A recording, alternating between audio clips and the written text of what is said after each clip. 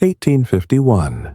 Arthur Schopenhauer sits in his Frankfurt apartment, watching young men leave their families, chasing dreams of success and independence. He writes in his journal, "They think they are escaping. They have no idea. They are walking directly into the trap." 3 years later, he publishes an essay so disturbing, so contrary to everything society celebrates, that it's buried in footnotes and ignored by mainstream philosophy. In it, he reveals something most people discover too late: that leaving home, seeking independence, chasing freedom, is often the beginning of a slow, invisible death. Not physical death, something worse: the death of inner peace, the death of protection, the death of the soul's natural shelter. And once you leave, once you step into what he called the machinery of the world, you can never truly go back, not because the door is closed, but because you are no longer the same. This is what they don't tell you about independence. This is what Schopenhauer saw, and what you're about to hear will make you question everything. Arthur Schopenhauer, 1788 to 1860. German philosopher, pessimist, recluse. Most know him as the philosopher who claimed life is suffering, but that's the surface reading, the safe interpretation. What Schopenhauer actually taught was far more specific, far more unsettling. He didn't just say life is hard. He said the world is designed to consume you, that society is a mechanism, a grinding machine.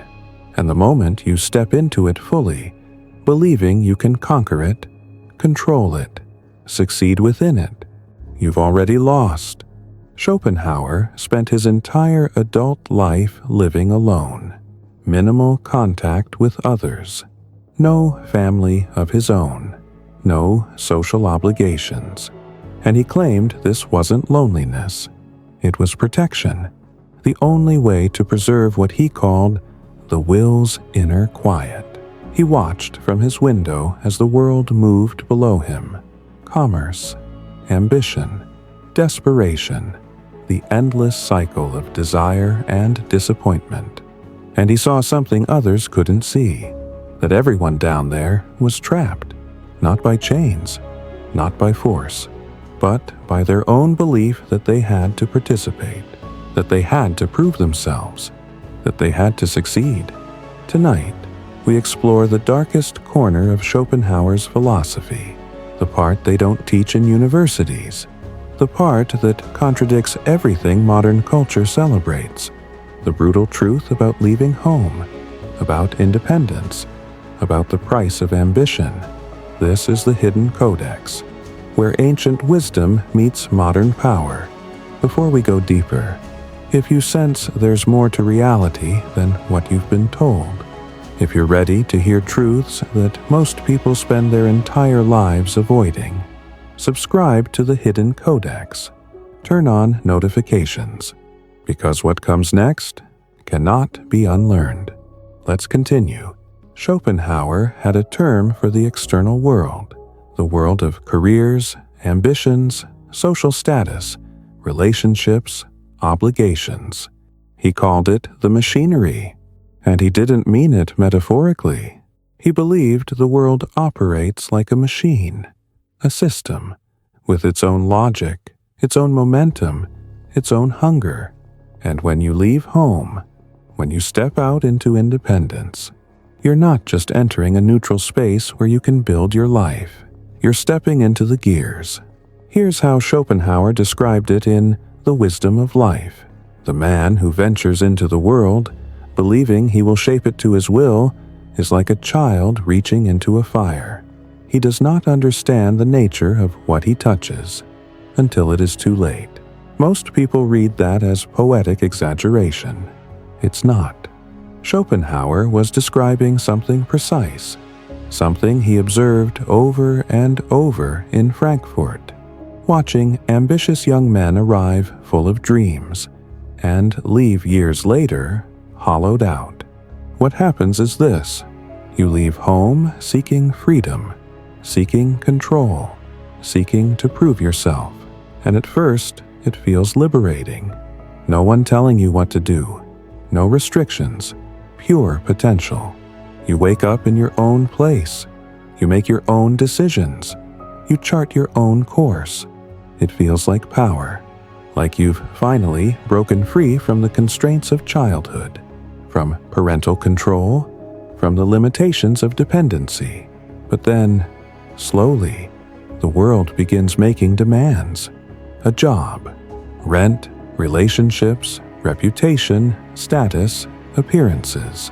Each demand seems small, reasonable, necessary, but each one pulls you deeper into the machinery. The job requires more hours than you expected. The rent keeps increasing. The relationships demand emotional labor you didn't anticipate. The reputation needs constant maintenance. The status must be defended. The appearances must be kept up. And suddenly, you're working not for yourself, but for the system. To pay rent to a landlord you'll never meet. To impress a boss who doesn't care about you. To maintain relationships that drain more than they give. To uphold a reputation that feels more like a prison than an achievement. Until one day you wake up and realize you're not free. You're more trapped than you ever were at home. Except now, there's no shelter, no retreat, no place to rest. Because you built your identity around independence. And to admit you need shelter, to admit the world is too much, feels like failure. So you keep going, keep grinding, keep pretending you're in control. And the machinery keeps turning. Schopenhauer watched this happen to his own contemporaries. Young intellectuals who left their family estates full of fire and ambition. They were going to change the world, make their mark, achieve greatness. 10 years later, he'd see them in the streets of Frankfurt, bent over, exhausted, bitter, talking not about their dreams, but about their debts, their obligations, their struggles just to survive. The fire was gone, and in its place was resignation. Not the peaceful resignation of wisdom, but the hollow resignation of defeat. They had been consumed. Schopenhauer saw something most people miss, that independence is an illusion, not because you can't leave home, not because you can't make your own choices, but because the moment you step into the world fully, you trade one set of dependencies for another. And the new dependencies are far more brutal. At home, you depend on family, on parents, on familiar structures. And yes, that comes with restrictions, with expectations, with limits. Your parents have opinions about your life. Your siblings have demands. Your family has traditions and obligations. It's not perfect. It's not always comfortable. But here's what Schopenhauer understood. Those restrictions protect you. They filter the world's demands. They create boundaries. They preserve your inner life. When your father tells you to be home by a certain time, he's not just controlling you. He's protecting you from the chaos of unlimited freedom. When your mother insists you eat properly, she's not just nagging. She's ensuring you don't sacrifice your health for productivity. When your family expects you at gatherings, they're not just imposing. They're maintaining your connection to something stable.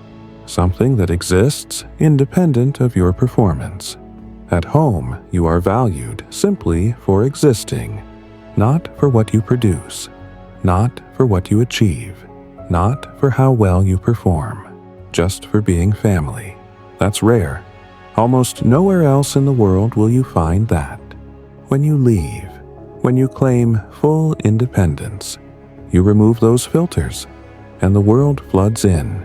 Unfiltered, unrelenting, unforgiving. Suddenly, you depend on everything. On your employer for income, on your landlord for shelter, on your network for opportunities, on the market for value, on society for validation. And here's the brutal part. None of these entities care about you. Your employer will replace you the moment it's profitable. Your landlord will evict you the moment you can't pay. Your network will forget you the moment you stop being useful. The market will discard you the moment your skills become obsolete. Society will mock you the moment you fail to perform. You think you're free, but you've never been more dependent. And these new dependencies have no loyalty, no mercy, no memory of who you were before. Schopenhauer wrote in his personal essays, "The young man who leaves his father's house in search of freedom does not realize he is merely exchanging known masters for unknown ones, and the unknown masters are always crueler." He knew this from observation, from watching the world operate for decades. The family might be imperfect, might be frustrating, might impose limits, but at least they know you. At least they remember you when you were young, when you were learning, when you made mistakes. The world remembers nothing. It only sees what you can offer right now. And the moment you can't offer anything, you disappear. This is why so many people experience a collapse a few years after leaving home. Not because they failed, but because they succeeded. They built the independent life, the career, the apartment, the social circle. They did everything society told them to do.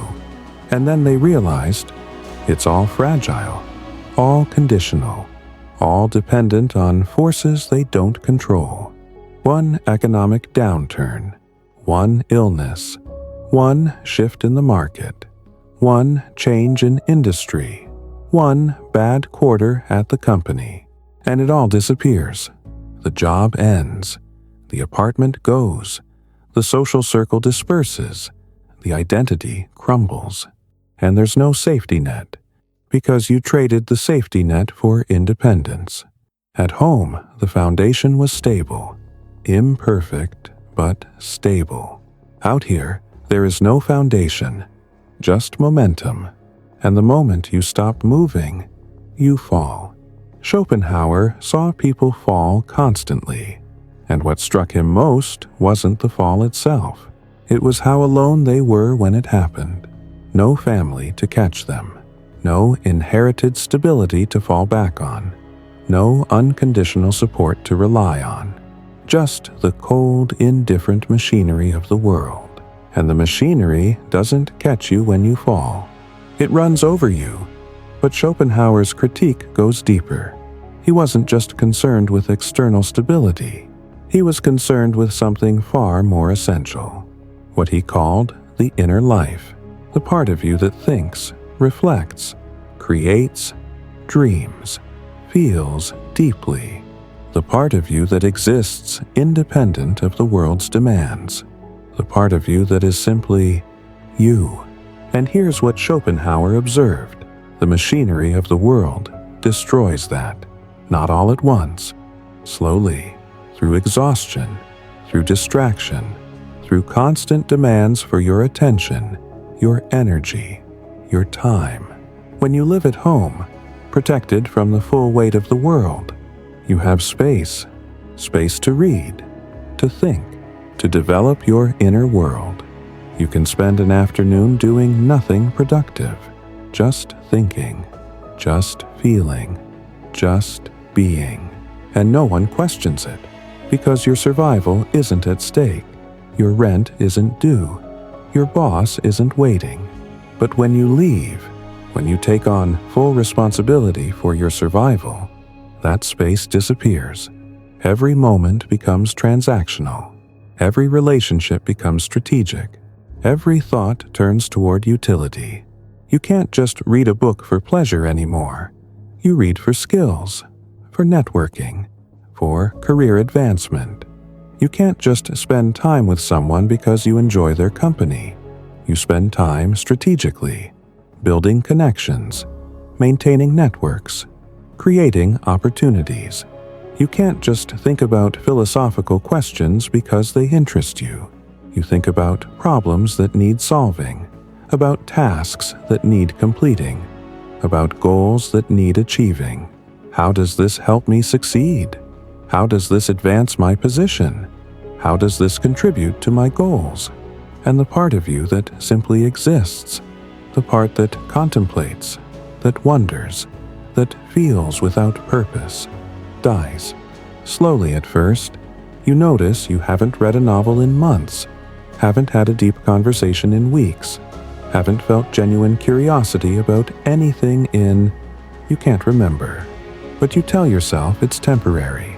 Once you establish yourself, once you reach stability, once you achieve your goals, then you'll have time for that again. But Schopenhauer knew the truth. That time never comes, because the machinery doesn't give back what it takes. It only takes more. Schopenhauer wrote in Parerga and Paralipomena, a man's inner life is the only true wealth he possesses, and it is the first thing the world demands he sacrifice. Think about the people you know who left home full of passion, curiosity, creativity. They were going to write, going to paint, going to explore, going to create something meaningful. And now, years later, they talk only about work, about bills, about logistics.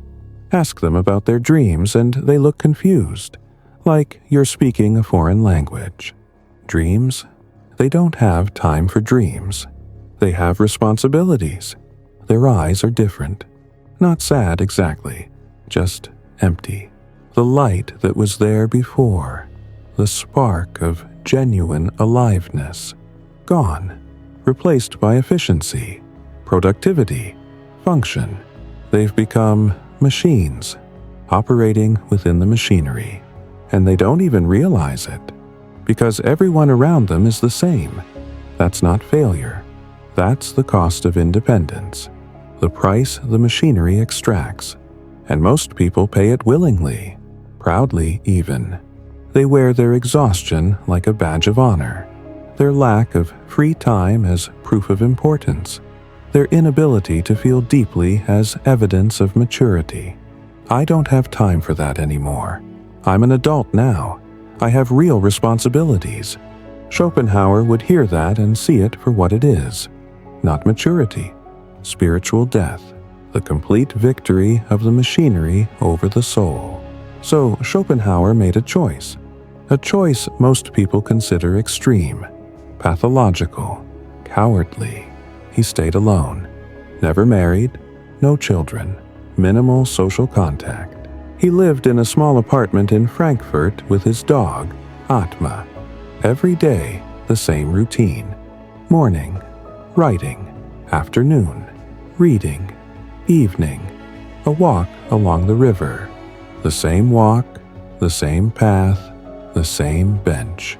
No parties, no networking, no career ladder to climb, no social obligations to maintain. And people mocked him for it, called him miserable, isolated, a failure at life. Look at Schopenhauer, so brilliant, yet so alone. What a waste. His colleagues at the university dismissed him. His lectures were poorly attended. His books sold almost nothing during his lifetime. The world looked at him and saw a man who had given up, a man too weak to engage with life. But Schopenhauer saw it differently.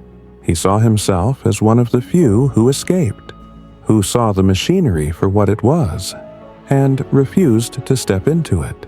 He wrote, "The wise man does not seek freedom through conquest. He seeks it through withdrawal." Because here's what Schopenhauer understood.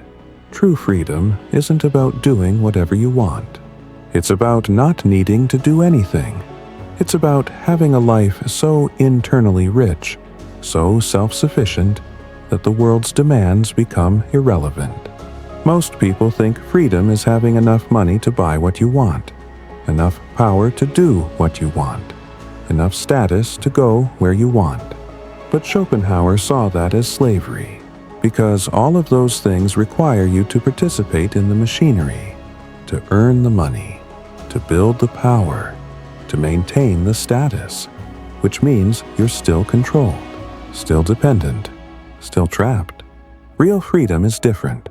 It's the freedom to spend an entire day thinking about a single philosophical question, not because it will make you money, not because it will advance your career, not because anyone will ever know you did it, but because it interests you. It's the freedom to read a book slowly, to reread passages, to sit with ideas for hours without feeling like you're wasting time.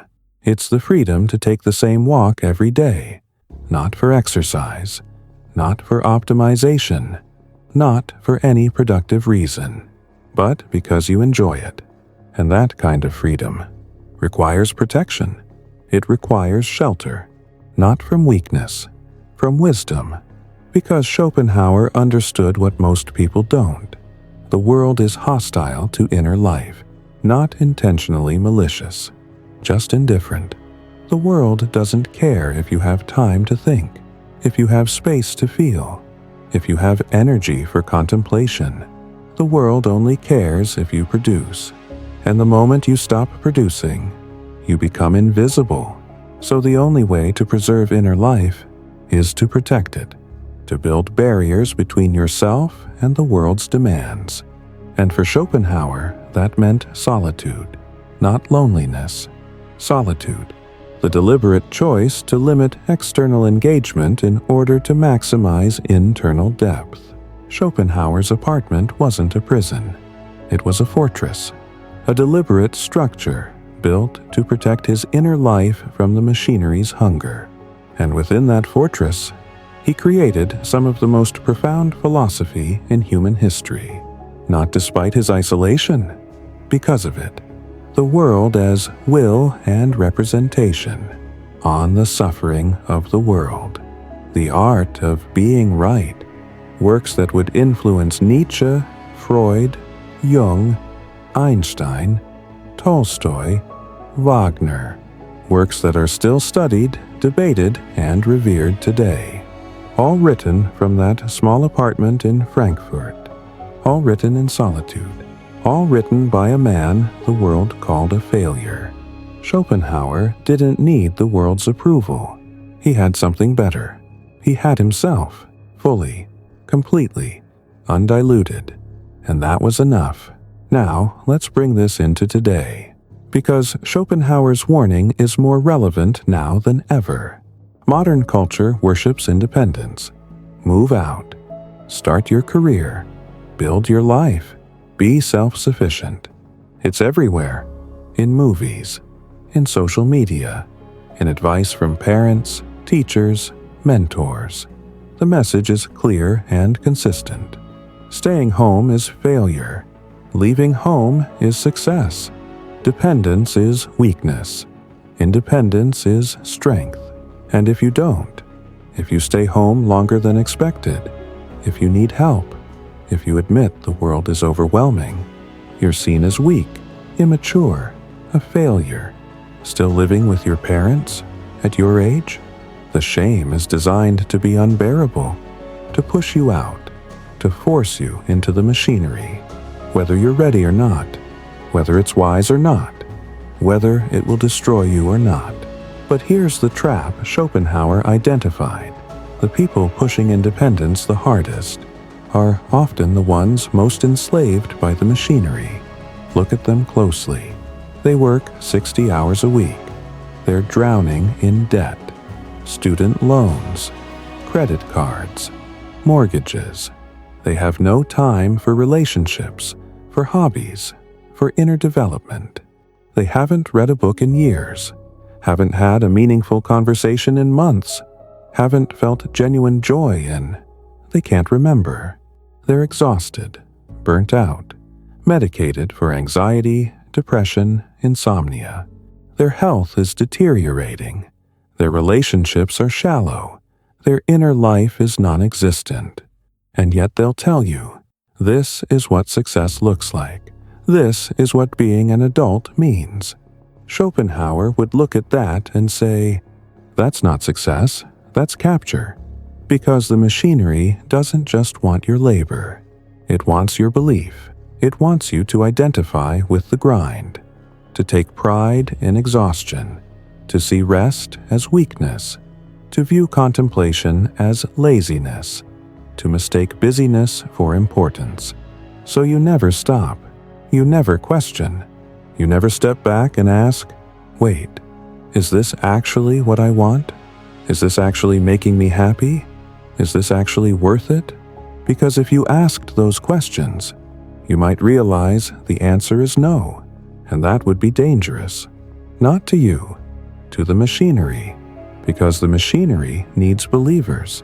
It needs people who voluntarily step into the gears, who proudly sacrifice their health, their peace, their inner life, who compete with each other to see who can work longer, sleep less, sacrifice more. That's the fuel. That's what keeps it running. And the fastest way to ensure a steady supply of fuel is to make independence a moral imperative, to make leaving home not just a practical choice, but a test of character. So people feel they have no choice. They have to leave, have to prove themselves, have to succeed. Otherwise, they're failures. Otherwise, they're weak. Otherwise, they're not real adults.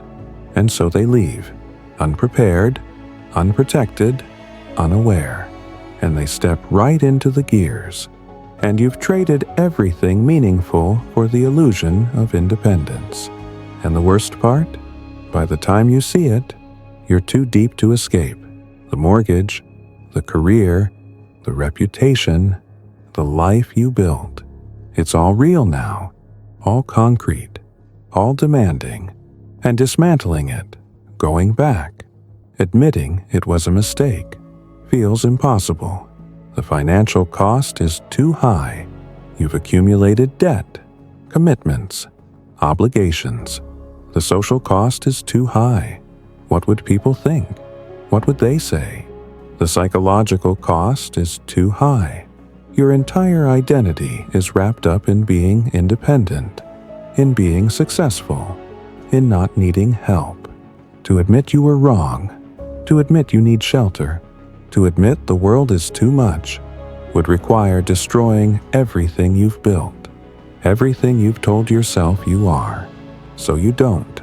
You keep going, hoping someday, when you've earned enough, achieved enough, proven enough, you'll finally be free.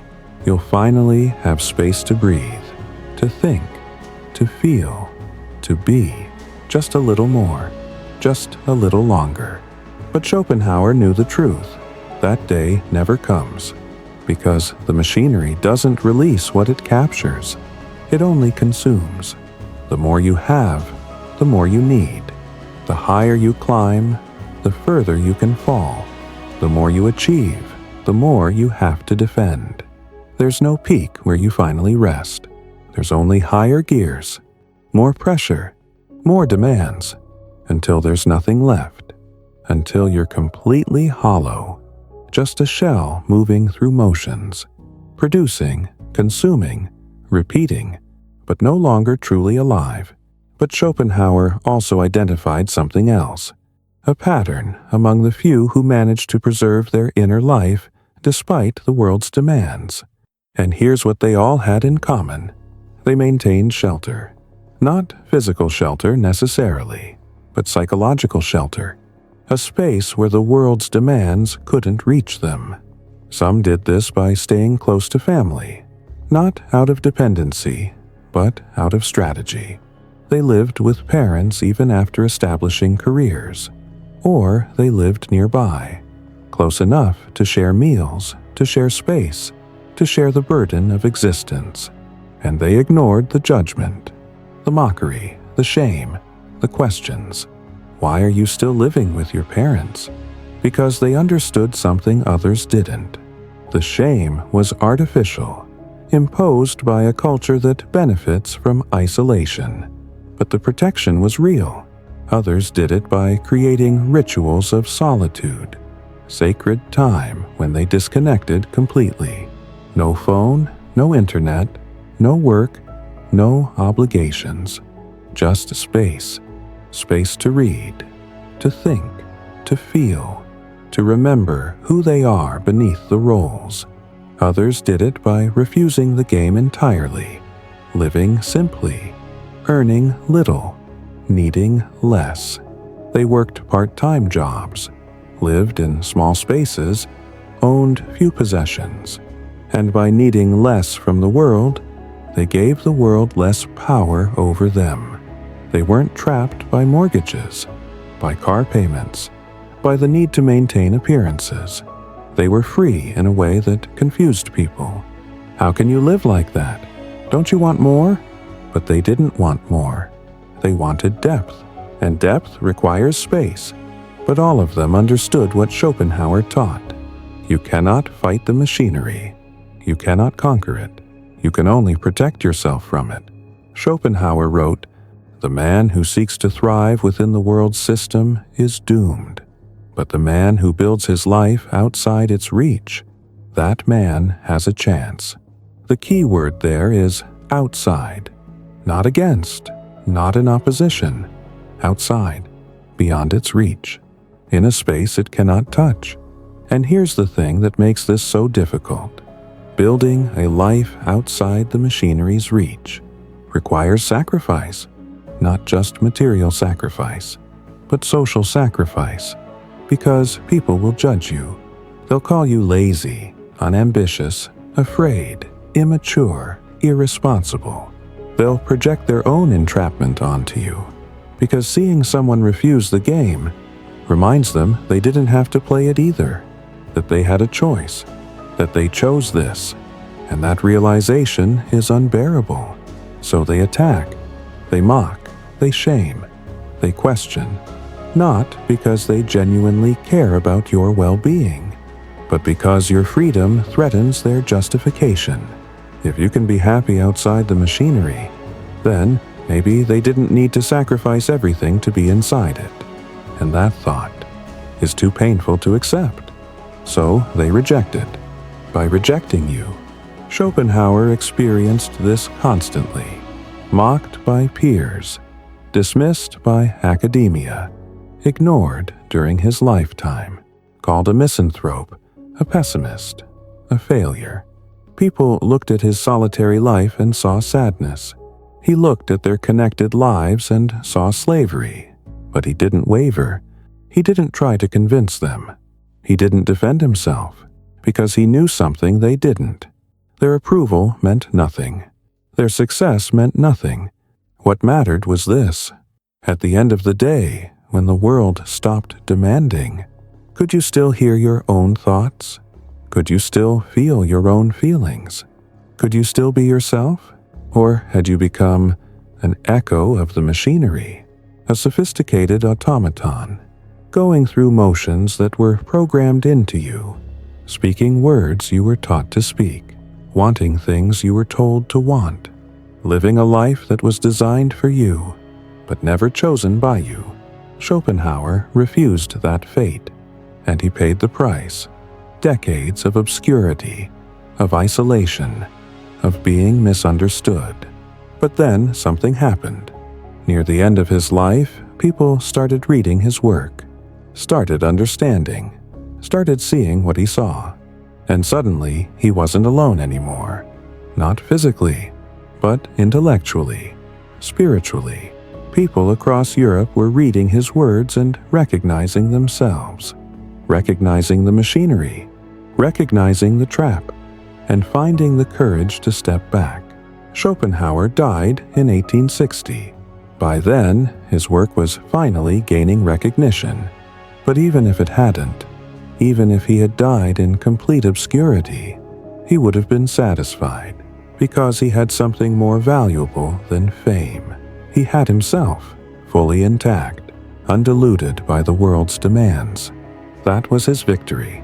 So here's what Schopenhauer actually said, the thing they don't teach in philosophy classes, the thing that contradicts everything modern culture stands for: leaving home, seeking independence, stepping into the machinery of the world, isn't growth, it's risk, enormous risk, and most people lose, not because they're weak, but because the game is rigged. The world doesn't want you to succeed. It wants you to produce, to consume, to keep the machinery running.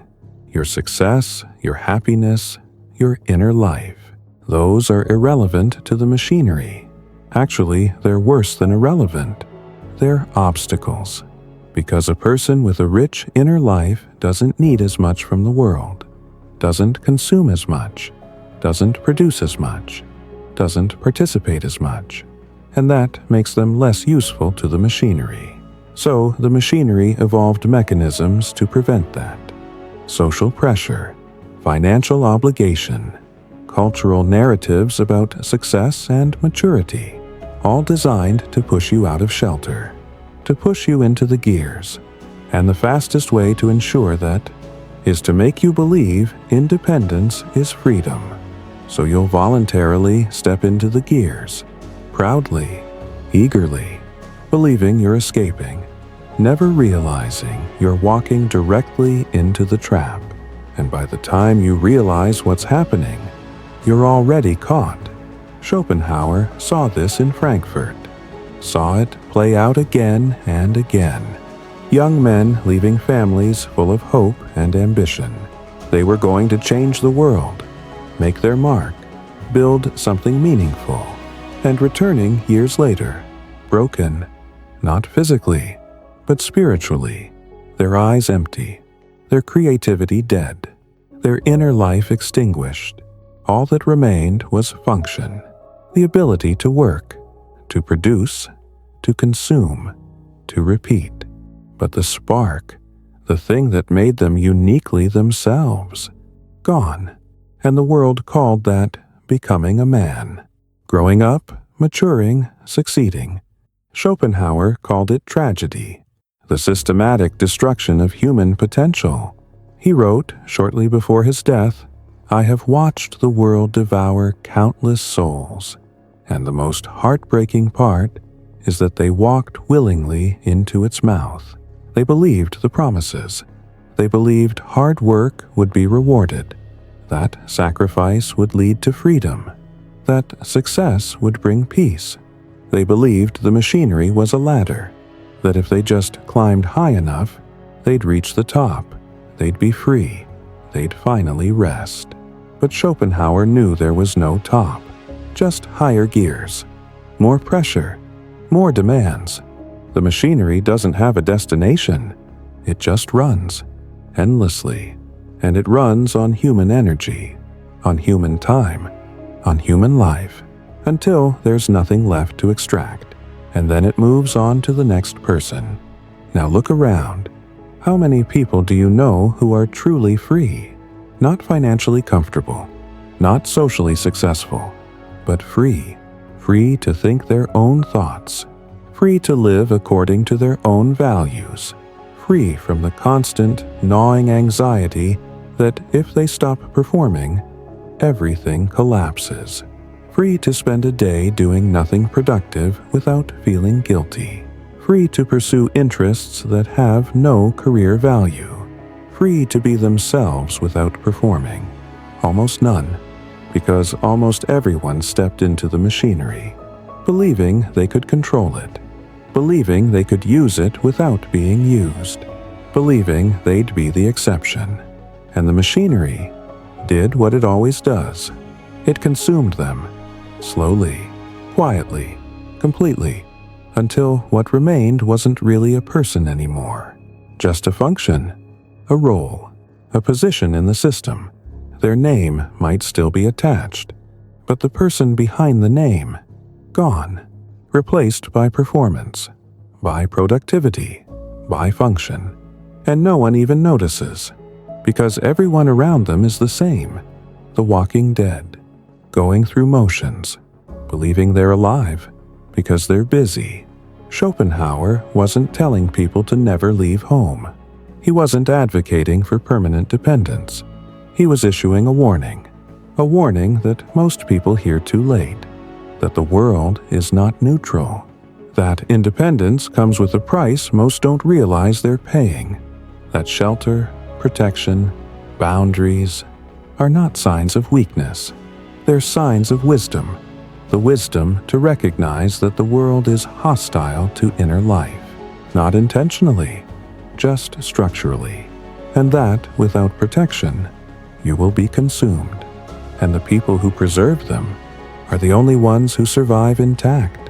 The question now is, are you already in the machinery, or can you still hear the gears turning and step back? Most people can't. They're too deep, too invested, too identified with the trap. Their entire identity is built on being independent, being successful, being strong. To admit they need shelter now would require admitting they were wrong, and that's too painful. So they keep going, hoping it gets easier, hoping someday they'll find peace. But Schopenhauer knew it doesn't get easier, it gets harder. The machinery's demands increase, the pressure intensifies, the toll compounds, until one day you look in the mirror and you don't recognize the person looking back. But maybe you're different. Maybe you're one of the few who can still see, who can still feel the wrongness, who can still hear that quiet voice inside saying, "This isn't right. This isn't what I wanted. This isn't who I am." If you can still hear that voice, listen to it before it's too late, before the machinery drowns it out completely. If this opened your eyes to something you've been avoiding, something you've felt but couldn't name, hit that subscribe button, because here at the Hidden Codex, we don't stop at the surface. We go deeper, into the shadows, into the silence, into the truths they tried to bury. Next time, we'll explore Nietzsche's warning about becoming what you fight against, and why most people who seek power end up enslaved by it. You don't want to miss that. Until then, stay awake,